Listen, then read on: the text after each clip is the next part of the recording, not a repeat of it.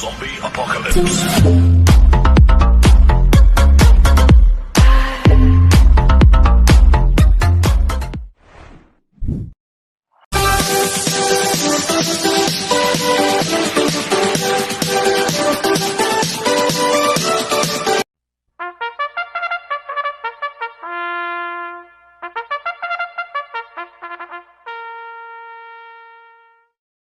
Magandang araw po mga bayang karerista. Ngayon po ay araw ng Miyerkules, May 6, 2026.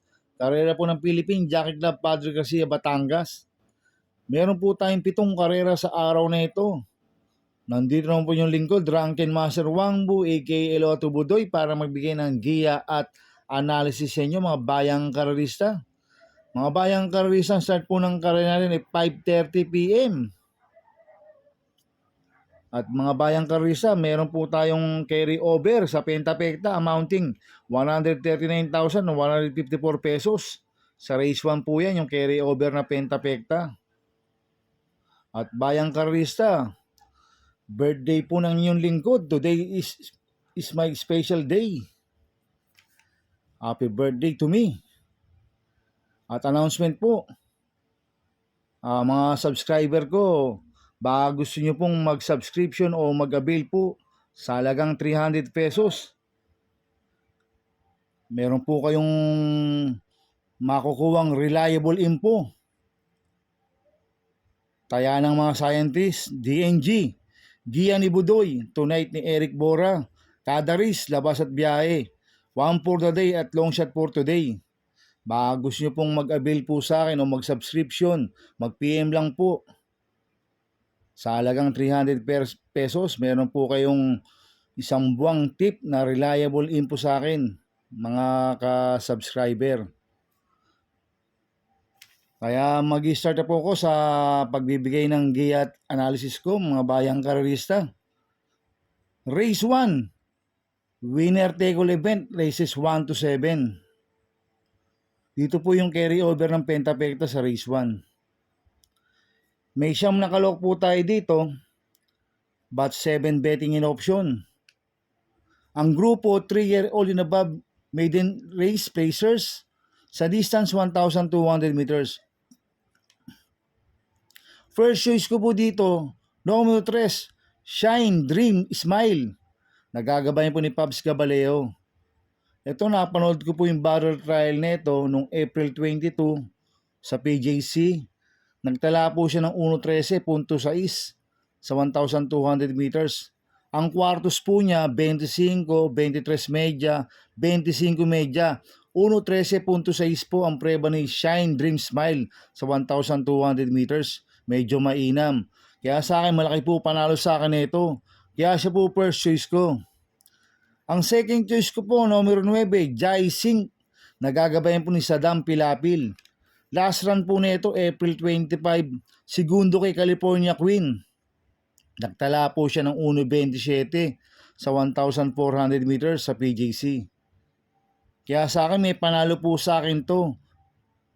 Kaya siya po yung second choice ko. Maglalagay po ako ng third choice sa pandiyado, numero 4, Mighty Bell. Nagagabayan po si CB Garganta. Ito, napanood ko po yung barrel trial nito noong April 24. Segundo kay Deep yan, nose lang sila nagkatalo, imported po yung nakalaban ni Mighty Bell. Noong April 24, nagtala po siya ng 1.16 sa 1,200 meters, nakapigil po. Kaya sa akin, siya po yung third choice ko na pandiyado. Kaya ang first choice ko po, numero 3, Shine Dream Smile. Second choice, numero 9, Jai Singh. Third choice ko na pandiyado, numero 4, Mighty Bell. Sa race 2 po tayo, pick 6-7, races 2 to 7. May 8 kalok po tayo dito. Ang grupo 3-year-old and above maiden race placers sa distance 1,200 meters. First choice ko po dito, numero 8, Siling Labuyo. Nagagabayan po ni AR Villegas. Last run po nito, April 22. Segundo Elegant Ludrona. Nagtala ng 1.13.4 sa 1,200 meters. Dikit lang po nagkatalo yan last run, ang gandang laban. Hindi lumagpas si Siling Labuyo kay Elegant Ludrona. Kaya sa akin, malaki po panalo sa akin ito. Kaya siya po first choice ko. Second choice ko po, numero 2, Can Kaluking. Nagagabayan po ni JT Pabilik. Ito nag-barrel trial noong April 26, nagtala ng 1.15.6 sa 1,200 meters. Ang quartos po niya, 25 media, 23 media, 26, 1.15.6 po ang preba ni Kang Kaluking sa 1,200 meters. Kaya sa akin, malaki rin po panalo sa akin ito, kaya siya po second choice ko. Kaya ang first choice ko po, numero 8, Siling Labuyo. Second choice, numero 2, Can Kaluking. Sa race 3 po tayo, pick 5 event, races 3 to 7. May 10 kalok po tayo dito, but 9 betting in option. Ang grupo 17 to 41 split. Ang distansya 1,200 meters. First choice ko po dito, numero 2, Central Bank. Nagagabayan po ni Jomer Storke. Last run po na ito, April 10, pang-apat kila Regal. Nagtala ng 1.14.4 sa 1,200 meters.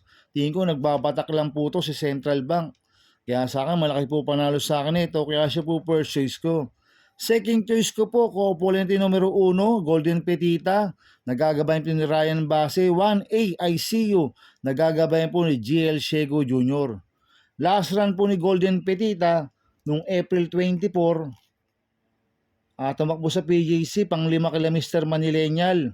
Nagtala ng 1.15.6 sa 1,200 meters. Pero may best time ng 1.15 po yan. Si Golden Petita nung nanalo siya noong January 24. Cambio Inete. Binigay kay Ryan Base. Lasan, GL Sego Jr. po sumakay dito. Last run po ni ICU. Nung April 17, tumakbo sa Metro Turf. Pampito kula Dugong Bugaw. Nagtala ng 1.19 medyo sa 1.2. Bagong baba ng rating base system to. Si ICU. Kaya sa akin, may panalo po sa akin to, kaya sila po ang second choice ko. Maglalagay po ako ng third choice na pandiyado, numero 7, Malibu Bell. Nagagabayan po ni CB Garganta. Last run po nito, April 24. Segundo kay Wireframe, nagtala ng 1.14.2 sa 1,200 meters. Nalucha lang po last run to ni leader of the band, si Malibu Bell. Ngayon, pwedeng siya po magdala ng unahan dito. Pag napabayaan nila sa harapan to, pwedeng makatapos po ng karera to si Malibu Bell. Gamay po ni CB Gargana to. Kaya sa akin, siya po yung third choice ko na pandiyado. Kaya ang first choice ko po, numero 2, Central Bank. Second choice ko, opponente numero 1, Golden Petita, 1A, ICU. Third choice ko na pandiyado, numero 7, Malibu Bell.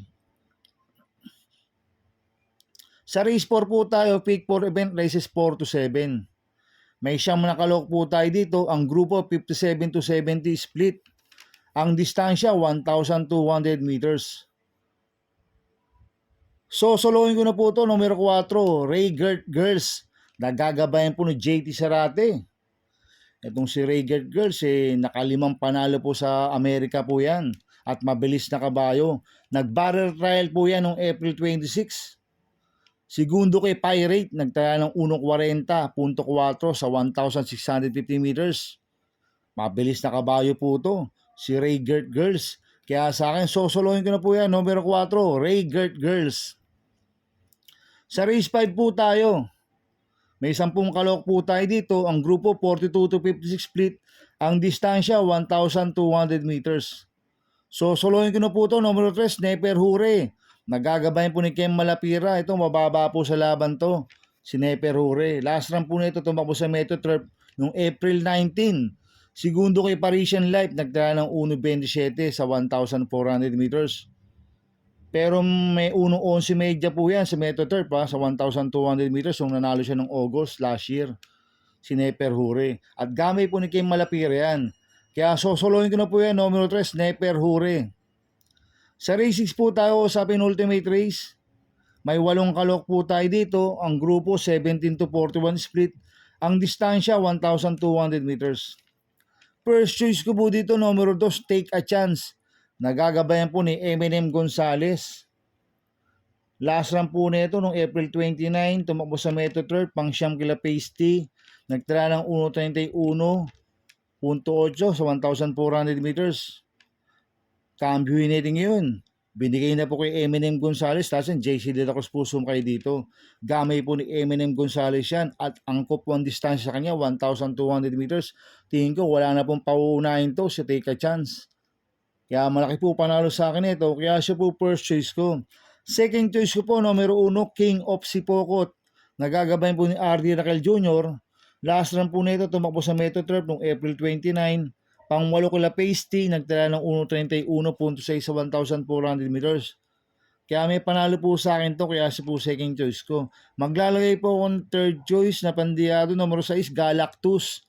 Nagagabayan po ni Pabs Caballeo.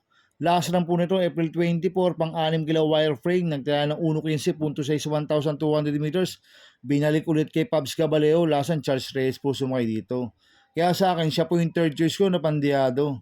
Kaya ang first choice ko po, numero 2, Take a Chance. Second choice, numero 1, King of Sipokot. Third choice ko na pandiyado, numero 6, Galactus. Sa race 7 po tayo sa last race.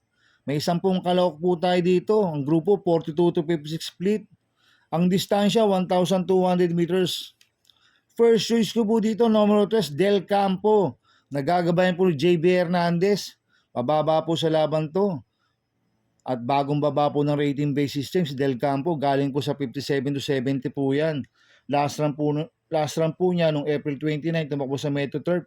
Pang-siyam kila NY, nagtala ng 1.27 sa 1,400 meters. Pero noong April 11, tumakbo sa PJC, nakasegundo kay Counter Attack. Nagtala ng 1.23.6 sa 1,400 meters. Cambio United ngayon, binalik ulit kay JB Hernandez, lasan OP Cortez po sumakay dito. Kaya sa akin, tingin ko, lamang huto. Kaya malaki po panalo sa akin ito, kaya siya po first choice ko. Ang second choice ko po, numero 1, Watch Me Now. Nagagabayan po JD Pabilik. Last run po nito, noong April 25, Tercero Class Circle of Love, nagtala ng 1.25 sa 1,400 meters sa PJC. Cambio United, binigay na po kay JT Pabilik, lasan RD Raquel Jr. po sumakay dito. Kaya may panalo po sa akin to, kaya po second choice ko. Kaya ang first choice po, numero 3, Del Campo. Second choice, numero 1, Watch Me Now.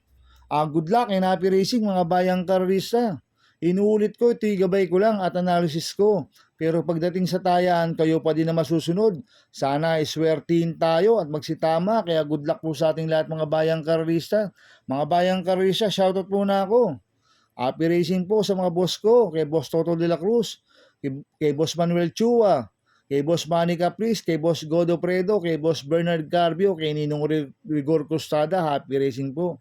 At happy racing po sa Maceda Stable, kay Boss Edward Maceda, kay Boss Oliver Maceda, kay Boss Maki Maceda. Happy racing po. At happy racing po sa mga taga-Barkadahan Ho TV. At happy racing po sa mga kagrupo ko sa Team Budoy. At happy racing po sa mga kagrupo ko sa Ping Ping Boys. Kaya mga bayang karisa, please subscribe my YouTube channel at Budoy 2.0. At sana lagi niyo pong panoorin ads ko, huwag niyo pong skip. Kaya maraming salamat po sa inyo and God bless.